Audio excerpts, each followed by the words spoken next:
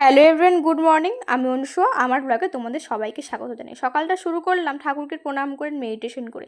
এরপর ফ্রেশ হলাম, ফ্রেশ হয়ে স্নান টান করলাম, করে আমি কিন্তু এখন চটপট রেডি হয়ে নিচ্ছি। কোথায় যাচ্ছি বলো তো? যাচ্ছি আমি মায়াপুরে। অনেক দিন পর কোথাও একটা ঘুরতে যাচ্ছি। 10 জন মেয়ে মিলে কিন্তু আমরা ঘুরতে যাচ্ছি, বেশ 10 জনের একটা গ্রুপ হবে। আর দেখো, এখানে আমি বেরিয়ে পড়েছি, চলে এসেছি শ্যামনগর স্টেশনে।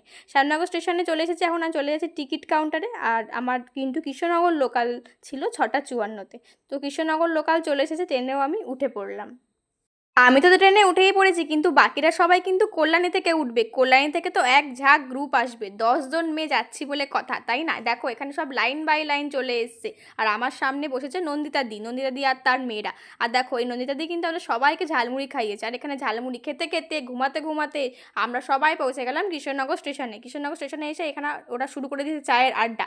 আড্ডা টাটা, দেখা হচ্ছে অন্য কোনো ব্লগে, নেক্সট পার্ট পরে আসবে।